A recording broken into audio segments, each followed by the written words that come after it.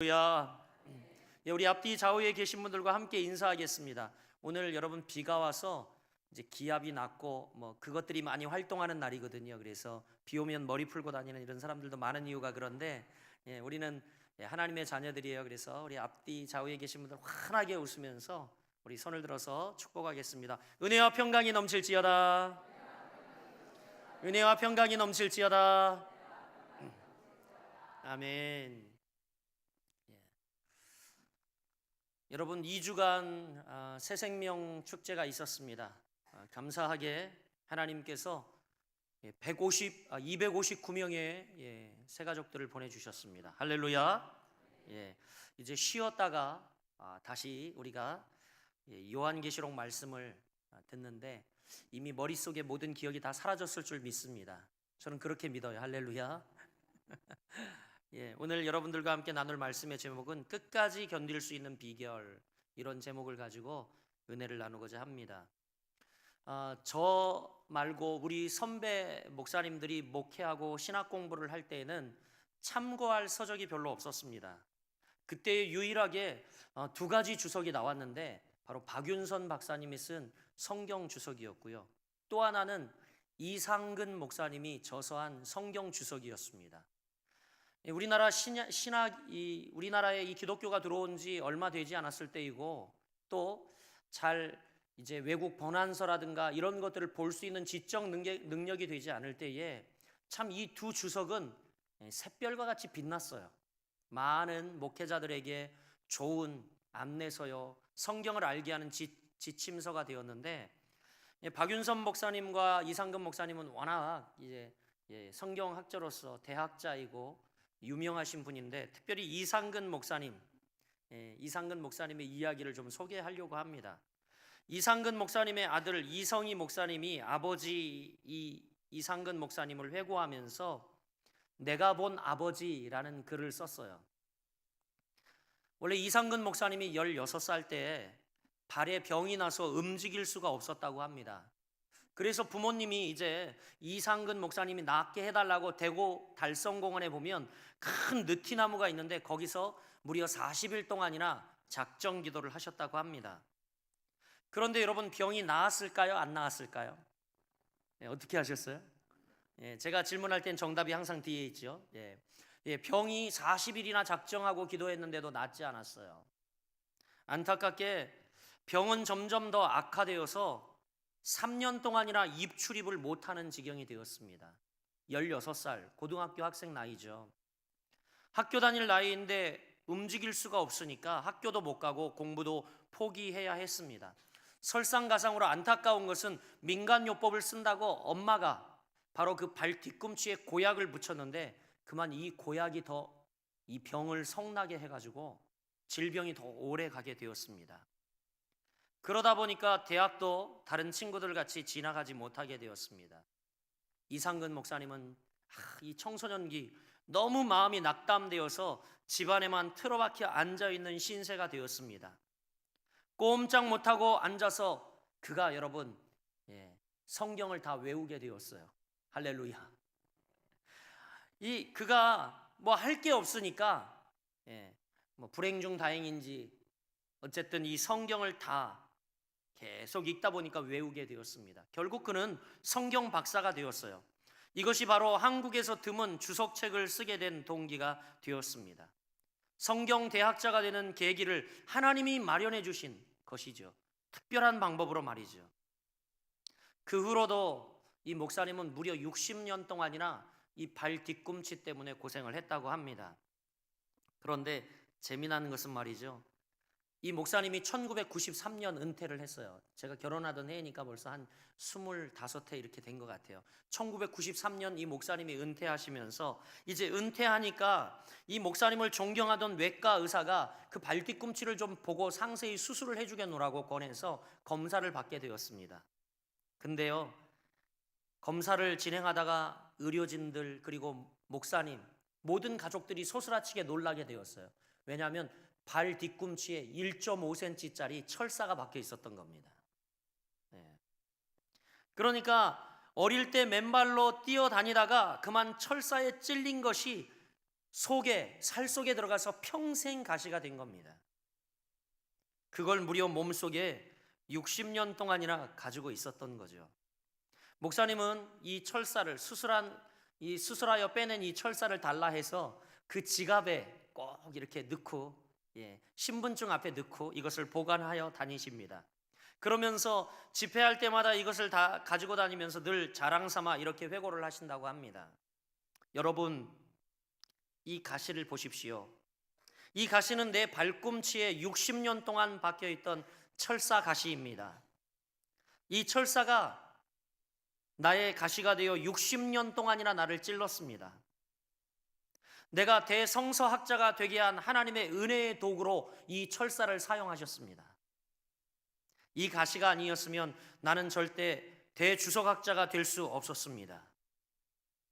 성경을 그렇게 잘 알 수도 없었을 것입니다. 일찍 발견하여 만약 수술하였더라면 나는 그저 평범한 사람이 되었을 것입니다. 여러분, 이상근 목사님은 무려 이 철사를 몸속에 60년 보관하고 계셨지만 이 목사님은 평생 이 철사를 좋은 흔적으로 가지고 살아가셨다는 겁니다. 여러분, 우리는요, 가져야 할 흔적이 있고 갖지 말아야 할 흔적이 있습니다. 한마디로 말하면 유익한 흔적은 우리가 가져야 하고 유익하지 못한 흔적은 우리가 가지면 안 된다라는 겁니다. 어떤 이들은 평생 어렸을 때 받았던 이 상처, 이 흔적으로 말미암아 평생을 고통하며 지내는 이도 있습니다.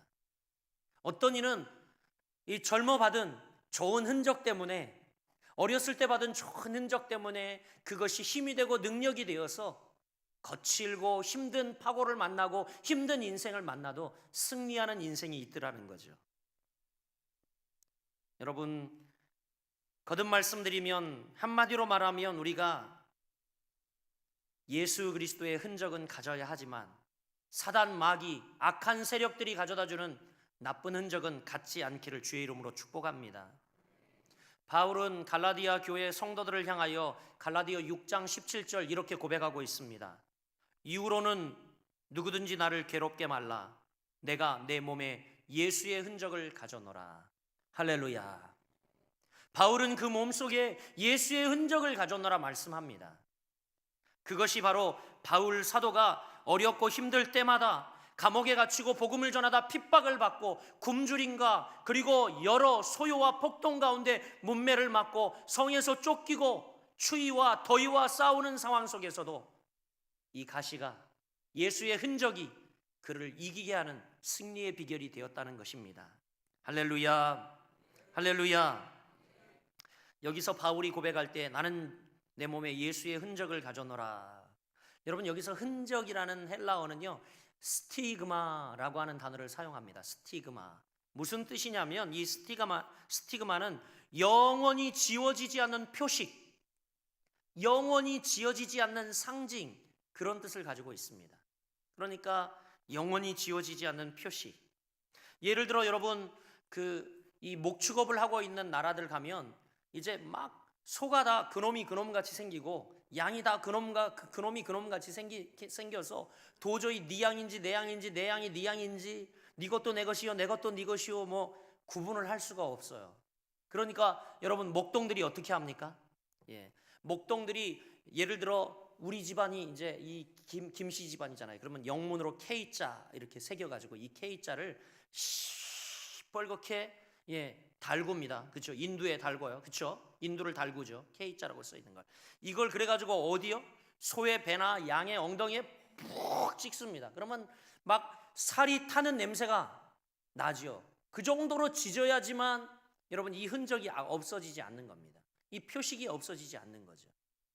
그래서 너는 내 소유다, 이런 의미로 어떻게 해요? 바로 바울은 그 몸속에 이렇게 영원히 지워지지 않을 예수 그리스도의 표식, 예수 그리스도의 흔적을 가졌노라 고백하고 있습니다. 그런데 우리나라도 보면 옛날 대역죄인 같은 경우는 어디에다가 여러분 표식을 했습니까?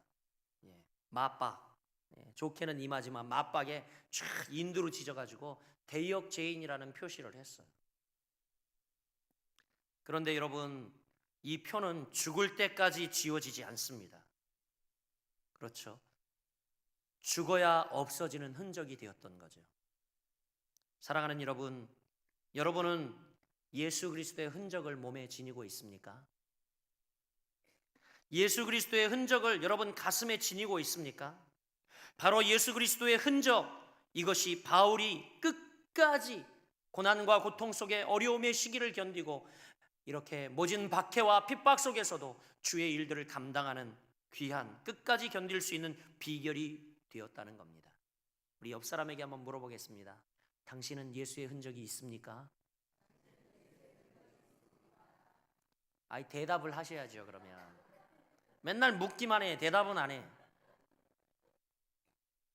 여러분 다 까먹었을 것 같아서 앞 이야기를 좀 들려드립니다.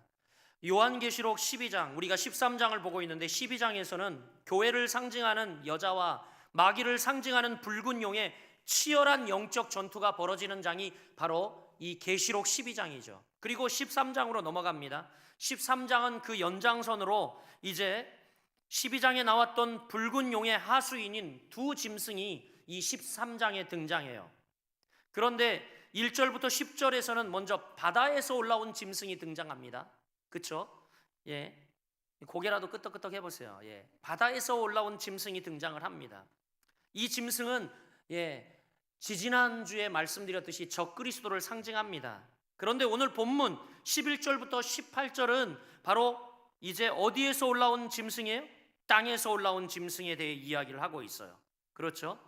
땅에서 올라온 짐승, 이 짐승은 한마디로 말하면 이제 예수님이 오시기 전까지 바로 이 땅 가운데 행할 거짓 선지자들을 이야기합니다.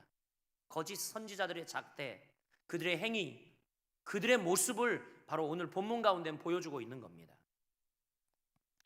이제 먼 바다에서 올라온 짐승은 막강한 힘을 가지고 교회를 공격했는데 14절 말씀, 4절 말씀 보십시오. 4절 말씀에 보니까 용이 짐승에게 권세를 주므로 용에게 경배하며 짐승에게 경배하여 이르되 누가 이 짐승과 같으냐 누가 능히 이와 더불어 싸우리요 하더라.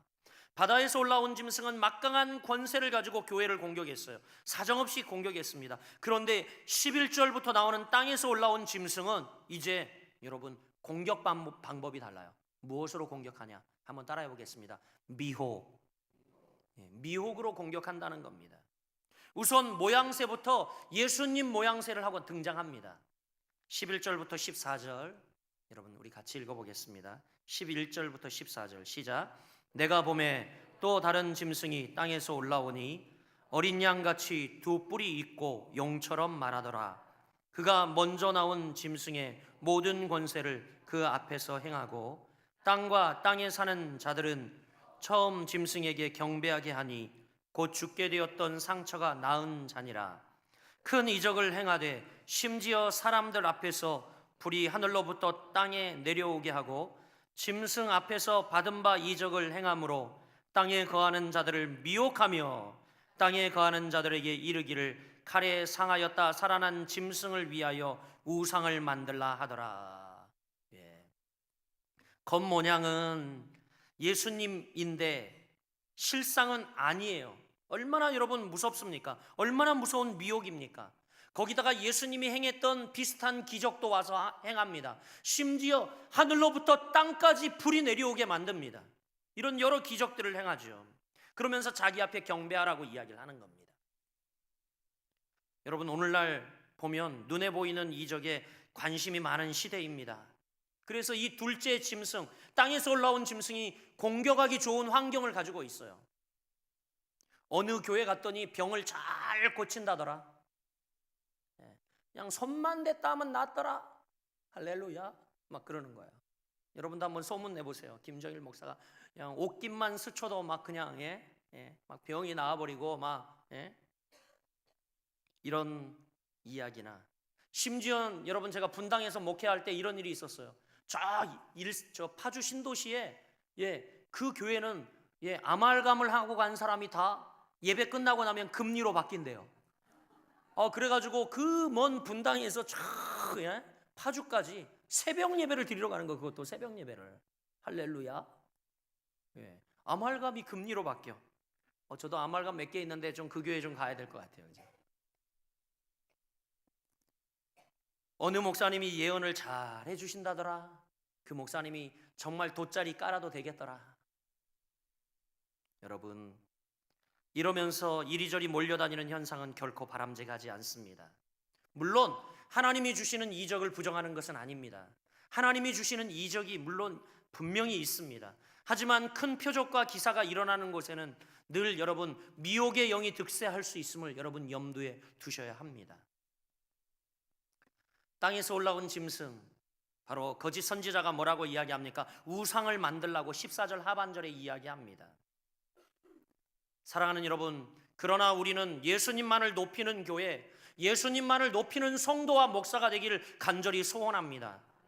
우리 교회에 어떤 기적과 능력이 나타나느냐, 이게 관건이 아니라 우리 교회는 예수 그리스도가 높아지고 있는가, 이것이 우리의 관건이고 우리의 기초가 되길 간절히 소원합니다. 여러분, 이단을 규정하는 잣대로 그러합니다. 예수께서 앉아 계셔야 할 자리에 인간 교주가 자리를 차지하고 있다면 그것이 어찌 정상적인 교주라 그것이 정상적인 기독교라고 할 수 있겠습니까? 예수님이 앉아야 할 자리에 이만희가 앉아 있고, 예수님이 앉아야 할 자리에 여러분 최근에 저 들어가신 분 있잖아요. 만민 성결교회 이재로, 여러분 다 이단이죠. 하나님이 앉아야 할 자리에 인간 교주가 앉아 있는 겁니다. 심지어 이 아래는 하나님 어머니래요. 하나님 어머니. 여러분, 우리가 영적 경각심을 가져야 할 줄 믿습니다. 인간은 자꾸 높이 올라가려는 죄성, 욕구가 있습니다. 이게 그래서 하나님과 같아지려는 타락한 천사가 가지고 있던 바로 그런 욕구가 인간에게 있어요. 이것들과 싸워야지만 우리는 진정한 교회, 진정한 성도로 거듭날 수 있고 진정한 목사가 될 수 있습니다. 이 욕구와 싸워 우리가 이겨야 합니다. 자기를 쳐주지 않고 자기를 높여주지 않고 굽신굽신 인정하지 않으면 정말 시험 들고 그리고 또 의기소침하고 여러분 하나님의 자녀라고 할 수가 없습니다. 이것들과 우리는 싸워야 할 줄 믿습니다. 영적 경각심을 우리는 가져야 합니다. 오늘날 교회는 너무나 방심하고 있습니다. 진짜예요. 우리는 영적 무장 해제 상태로 있습니다. 영적으로 민감한 눈으로 이 시대를 한번 쳐다보십시오. 성적 유혹이 쏟아지는 이 시대, 얼마나 무섭고 두려운 시대인지 여러분 돌아보시란 말입니다. 저에게도 하루에 수없이 메일이 옵니다. 그리고 핸드폰을 바꾼 다음에 왜 이렇게 이 스팸 문자가 많이 오는지, 맨 어떤 내용인 줄 아십니까? 아저씨 저랑 데이트 하실래요? 아니면 배팅, 노름하는 거 있잖아요. 인터넷 도박 문자가 수없이 옵니다. 정신 차리고 있지 않으면 여러분 이 시대는요, 깨어있지 않으면 안 되는, 우리가 하나님 앞에 영적인 경계심을 가지고 있는 것과 없는 것은 확연히 달라요. 늘 영적 경계심을 우리는 가지고 살아야 합니다. 보니까 어떤 영화를 보니까 저격수가 이렇게, 저격수 아시죠? 이렇게 이 저격수는 특수 훈련을 받고 눈이 아주 좋고 사격을 잘하는 사람을 저격수로 뽑는데, 저격수가 고도의 망원 렌즈와 그리고 또 소음기가 달린 총을 빵 쏴도 소리가 나지 않는 그 총을 가지고 누군가를 저격하려고 옥상에 딱 숨어 있죠. 옥상이나 높은 곳에서 숨어 있습니다. 그리고 어떻게 해요? 탁 망원 렌즈로 정조준해가지고 빵 쏩니다. 그러면 총소리도 안 났는데 한 사람이 맥없이 픽 쓰러지죠. 그러면 이 자기의 이 같은 병력들 아니면 혹은 높은 사람을 보좌하던 사람들은 뺑 둘러싸 어떻게 해요? 호위를 합니다. 호위를 하죠. 그리고 도대체 이 총탄이 어디서 날아왔는지 막 두루두루 살펴요. 그런데 또 갑자기 옆에서 한 사람이 아무 소리도 없이 픽 쓰러집니다. 어디서 도대체 총알이 날아오는지 모르는 거예요. 또 한 사람이 마저 픽 쓰러집니다. 그러면 온통 공포의 분위기예요. 정말 사소한 움직임에도 소스라치게 놀라며 총구가 그쪽 방향으로 돌아가죠. 여러분 얼마나 놀라운지 모릅니다. 얼마나 무서운지 몰라요. 사람이 쓰러지고 다음 사람이 또 쓰러지고 툭툭툭 쓰러지는 모습을 보면 두려움이 밀려옵니다. 그렇게 존경하고 신뢰했던 선배 목사님이 돈 문제로 성적인 범죄로 넘어졌다는 뉴스와 이야기가 들려지면 그 두려움이 제게도 밀려옵니다. 그 다음은 네 차례가 아닐까? 그 저격수, 그 마귀놈이 나를 향해 총을 쏜다면 내가 이것을 과연 피할 수 있을까? 하나님의 경고의 메시지를 듣습니다. 정일아, 너도 조심하지 않으면 안 돼. 김 목사, 너도 정신 차려야 돼. 이런 면에서 목회자로 살아가는 것은 힘겨운 일입니다. 그러나 다른 한편 이런 경각심이 저를 얼마나 보호를 해주는지 모릅니다. 여러분, 그러니까 사소하게 농담으로라도 말이죠, 음담패설 같은 거 하지 마세요. 우리 남자분들, 특히 남자분들끼리 모여도 사소하게 구역 예배 같은 때도 여러분 음담패설 같은 거 하지 마세요. 이런 것을 틈타는 겁니다. 그런 것을 같이 나누고 그리고 같이 이야기하다가 이런 것들, 사소한 것을 내어주다가 틈타는 거예요, 사단이 말이죠. 경계해야 합니다. 영적 경계심을 우리는 가져야 합니다. 우리는 모두 죄성을 가진, 누구나 다 넘어질 수 있는 연약한 존재라는 것을 우리가 인정해야 돼요. 하나님, 난 죄인입니다. 나는 연약합니다. 하나님이 필요합니다. 여러분, 우리 모두 그리스도인이 이 영적 경각심을 회복하는 은혜를 누려야 합니다. 우리는 하나님의 소유이기 때문입니다. 한번 고백해 볼까요? 나는 하나님의 소유다. 여러분, 이 13장 말씀을 보면 둘째 짐승의 요구사항이 하나 나와 있어요. 이 요구사항이 너무 무서워요. 16절부터 18절까지 말씀을 읽어봅니다. 그 요구사항이 무엇인지 읽어보겠습니다. 시작. 그가 모든 자, 곧 작은 자나 큰 자나 부자나 가난한 자나 자유인이나 종들에게 그 오른손에나 이마에 표를 받게 하고 누구든지 이 표를 가진 자 외에는 매매를 못하게 하니 이 표는 곧 짐승의 이름이나 그 이름의 수라. 지혜가 여기 있으니 총명한 자는 그 짐승의 수를 세어보라. 그것은 사람의 수니 그의 수는 666이니라. 어떤 내용이냐면 둘째 짐승이 지금 땅에서 올라와서 우리에게 요구하는 것은 짐승의 표를 받을 것을 요구하고 있어요. 오른손바닥이나 이마에 받을 것을 요구하고 있습니다. 그런데 여러분, 그 받으라고 하는 수가 몇이에요? 666이라는 숫자가 표기되어 있는 겁니다. 그 유명한 666. 오늘 여러분 666의 중체를 여러분 깨달아 아셔야 되는데, 이 666이 뭐냐? 그가는 사탄의 상징이 되었던 로마의 황제 중에 네로다, 도미티안이다, 혹은 역사적으로 2차 대전 있었던 유대인들을 학살했던 히틀러다, 여러 이야기들이 있고, 오늘날 와서는 이제 바코드가 나오면서 바코드다, 또 시기가 지나니까 신용카드다, 지금은 최근에 언급된 게 버락 오바마 때 버락하면서 나왔던 게 뭐죠? 베리칩. 쌀알만한 쌀 한 톨만한 알갱이를 우리 이 손가락이 사이에 딱 심어서 여기에 우리의 모든 인체 정보를 심어서 신용 정보, 인체 정보, 모든 정보를 심어가지고 이걸로 이제 주민등록증도 갖고 다닐 필요 없이 이걸로 여기에 심김, 근데 이거 심김을 당하면 큰일 난다. 이게 바로 베리칩은 이 사단 666의 표시다. 막 그랬는데 그런 것들 아니에요, 여러분. 잘 깨달아 아셔야 돼요. 이 666이 뭐냐? 이 숫자는 네로 황제의 이름을 정확하게 의미하고 있습니다. 히브리어나 헬라어는 각 알파벳 A, B, C, D마다 고유의 숫자가 있어요. 고유의 숫자가 있는데 이 숫자를 표시하는 이 기능을 다 가지고 있어요. 한 글자 한 글자가 말이죠. 그래서 그 숫자로 단어가 가진 의미를 해석하는 것을 일찍이 있었던 방식인데 게마트리아 방식, 그래서 마치 암호해독 하듯이 알파벳 이 하나하나 숫자가 있어가지고 이것을 이제 사람들이 숫자로 쭉 수를 기록해 놔가지고 그것이 무엇을 의미하는지 알도록, 이제 암호해독법이죠. 쉽게 이야기하면 이걸 게마트리아라고 하는 방식으로 일찍이 오래 고대 때부터 있었던 방식입니다. 그런데 이 666이라는 숫자를 이렇게 해석을 하면 바로 네로 황제의 이름을 음역해서 철자에 부여된 숫자를 합치면 정확하게 666이 나와요. 이 게마트리아 방식으로. 그래서 여러분 생각해 보세요. 네로 황제는 어떤 인물이었습니까? 바로 이 서신서가 이 계시록이 기록되고 있던 그 당시에 바로 황제였는데, 이 네로 황제는 교회와 성도를 박해한 인물입니다.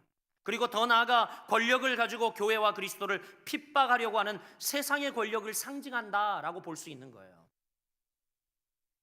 그런데 이 악한 세력의 상징인 666을 왜 하필 이마와 오른손에 받으라고 하는가?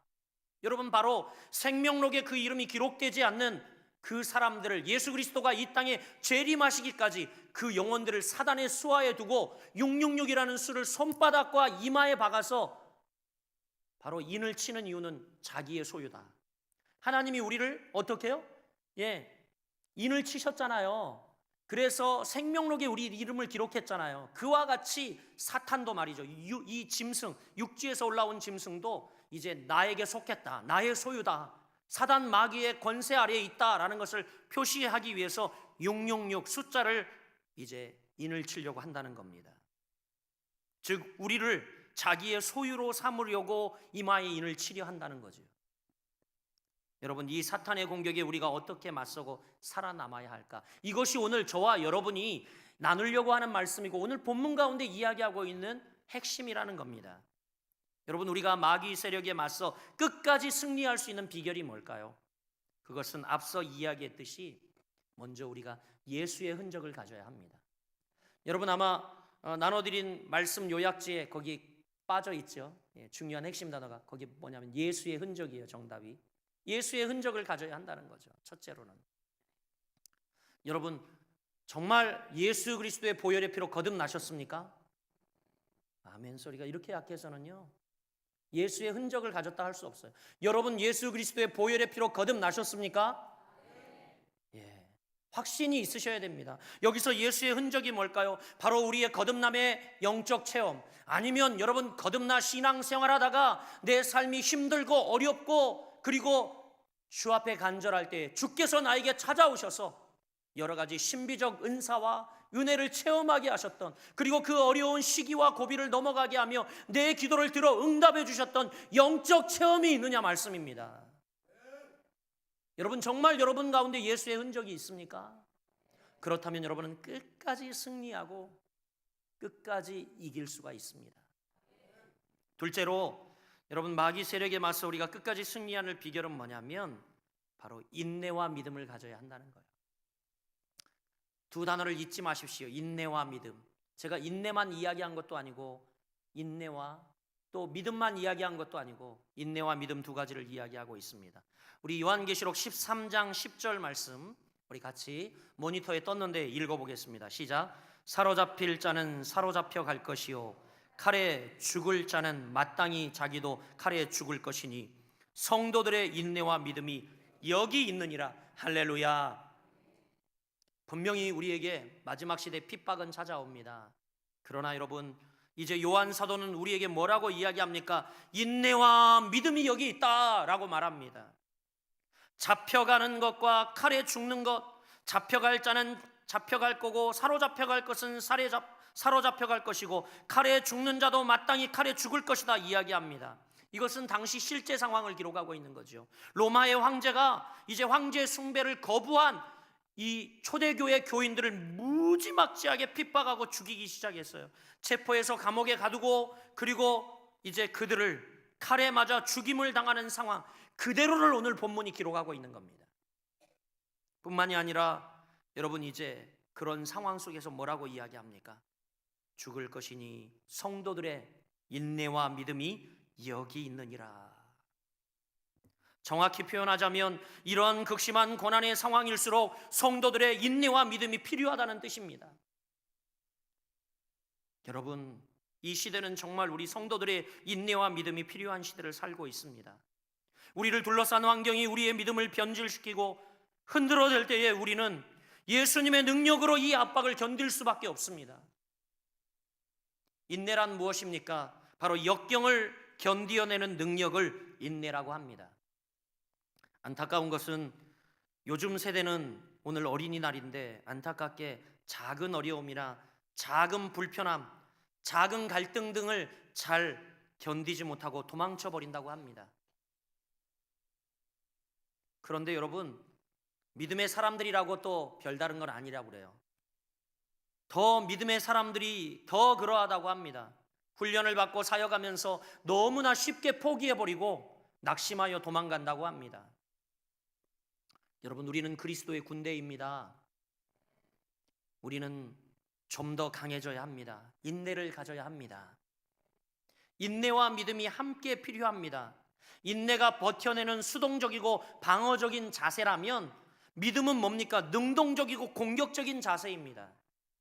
그래서 우리는 여러분, 우리가 끝까지 견딜 수 있는 비결을 가지는 것은 이 두 가지를 함께 갖는 거예요. 인내, 수동적이고, 그리고 또 믿음은 능동적인 공격적인 자세, 이것을 우리가 함께 가져야 한다는 거죠.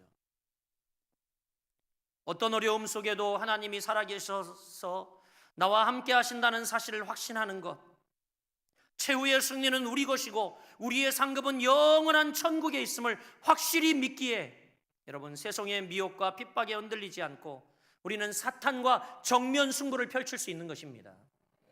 여러분에게 믿음과 인내가 있기를 주의 이름으로 축복합니다. 우리 옆 사람에게 권면합니다. 인내와 믿음을 가집시다. 예수의 흔적을 가집시다. 아멘. 마지막입니다, 여러분. 마지막, 우리가 끝까지 견디고 승리할 수 있는 비결은 진짜 예배를 회복하는 겁니다. 진짜 예배. 우리 다 예배의 자리에 있습니다. 지금 예배의 자리에 있죠. 이 말씀을 들으며 여러분, 예배가 진짜 예배인지 돌아보시길 바랍니다. 적 그리스도의 활동의 핵심이 뭔지 아십니까? 거짓 예배예요. 거짓 선지자가 육지에서 올라와서 이제 가장하고 이 땅에 와서 우리에게 주도하고 우리에게 활동하며 우리를 인도하는 게 뭐냐면 거짓 예배로 인도한다는 겁니다. 숭배하지 않을 것을 숭배하게 하고, 우리가 예배의 자리에 와 있지만 우리의 생각은 탈출하여 하나님께 영광 돌리지 않고 하나님의 말씀에 집중하지 아니하고 아직도 세상 근심과 염려, 세상에 매여 질질 끌려다니게 하는, 이미 666이라고 하는 숫자를 우리의 손바닥에 찍어 놓았을지도 모른다는 사실입니다, 여러분. 적그리스도의 활동의 핵심이 거짓 예배입니다. 계시록 13장 8절 말씀을 보십시오. 죽임을 당한 어린 양의 생명책에 창세 이후로 이름이 기록되지 못하고 이 땅에 사는 자들은 다 그 짐승에게 경배하리라. 얼마나 안타까운 일입니까? 죽임 당한 어린 양의 생명의 책에 창세 이후 그 이름이 기록되지 못한 자들, 즉 하나님께 간택받지 못한 자들, 선택받지 못한 자들은 다 그 짐승에게 경배한다라고 말합니다. 두렵고 떨리는 일입니다. 여러분, 그러나 하나님은 우리의 시간으로 창세 전부터 어린 양 보혈의 피로 구원받을 하나님의 백성들의 이름을 생명책에 이미 기록해 놓으셨습니다. 할렐루야. 그게 바로 저와 여러분의 이름인 줄 믿으시길 바랍니다. 그렇게 철저히 하나님은 우리를 예정하시고 구원하신 백성들을 끝까지 보호하십니다. 지금 그렇지 못한 자들은 어떻게 됩니까? 다 육지에서, 땅에서 올라온 짐승들 앞에 경배하게 됩니다. 여러분, 지지난주 말씀드렸지만 영적 전쟁은요, 중립이 없어요. 중도라고 얘기하는 분들 주의하세요. 영적 전쟁에 어찌 중립이 있을 수 있습니까? 영적 생활에 어찌 중립이 있을 수 있습니까? 예수 아니면 사단, 예수 아니면 마귀죠. 영적 전쟁은 중립이 있을 수 없습니다.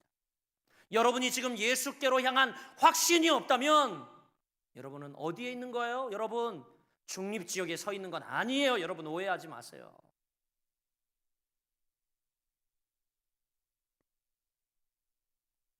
사랑하는 여러분, 이제 어린 양 예수 그리스도의 백성이 아니면 세상을 다스리는 적그리스도를 모두가 추종하게 됩니다. 오늘 여러분 13장 8절 말씀, 두렵고 떨리는 말씀 아닙니까? 다 그 짐승에게 경배하리라 경고하고 있지 않습니까? 과학이 발달하고 경제적 수준이 높아졌다고 세상이 좋아질 것이라고 여러분 착각해서는 안 됩니다. 좋아지는 것은 겉모습뿐이에요. 여러분, 영적으로는 점점 더 안 좋아질 겁니다. 정치, 문화, 경제, 연애 모든 분야에서 사람들은 자기의 영혼을 팔고 사단 마귀를 숭배하는 모습으로 변질되기 쉽습니다. 이미 그런 모습은 많아요, 여러분. 많은 교회가 점점 더 세속화될 것은 정말 당연한 일입니다. 유일한 예외가 바로 생명책에 기록된 참 성도들이라는 겁니다. 생명책에 그 이름이 기록된 참 성도들을, 십자가 예수 피로 거듭난 이들만 마지막 시대를 영적으로 분별하며 사탄을 대적하며 승리하게 될 것이라는 말씀이죠. 거듭 말씀드립니다. 적그리스도의 활동의 핵심은 거짓 예배입니다. 거짓 예배.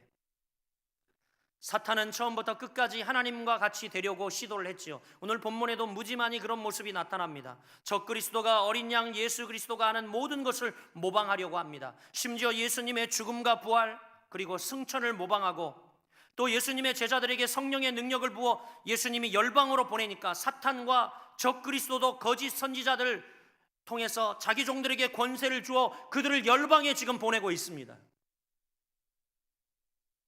예수님이 받으셔야 할 찬양과 경배를 자신이 찬탈하여 받고 있죠. 예수님이 받으셔야 할 찬양과 경배를 자신이 찬탈하여 받고 있어요. 교만이 극에 달했습니다. 오늘날 하나님을 배도하고 하나님을 욕하고 하나님을 원망하면서도 두려워하지 않는 많은 무리들이 있어요. 교만이 극에 달한 거죠. 마지막 세대 적그리스도의 공격에 맞서 교회와 성도가 승리하는 비결이 뭘까요? 그것은 바로 예배입니다. 할렐루야. 예배예요. 여러분 아셔야 돼요. 이 마지막 시대에 적그리스도의 공격을 맞서 우리 성도가 승리할 수 있는 비결은 참된 예배밖에 없는 겁니다.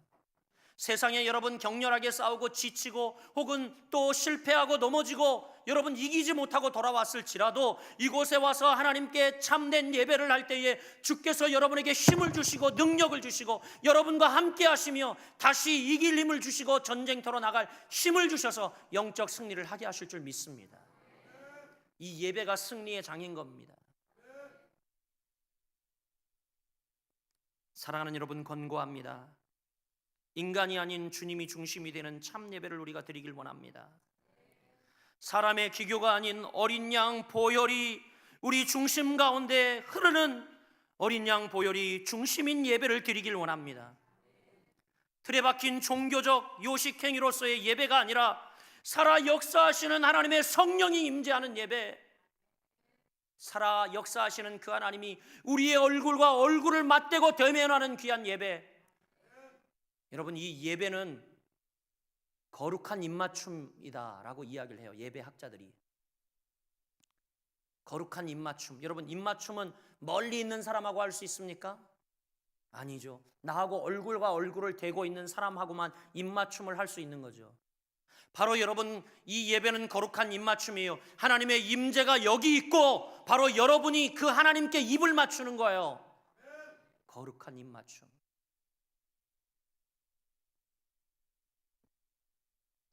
교회가 온전한 예배가 회복될 때에, 성도가 온전한 예배가 회복될 때에 우리는 마지막 시대 이 어둠의 공격을 몰아내고 하나님 나라를 확장하는 주님의 군대가 될 것을 믿습니다.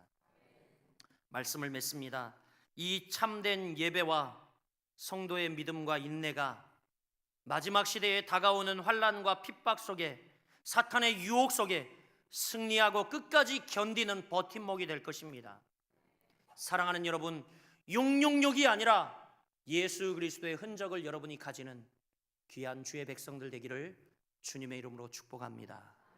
기도하겠습니다.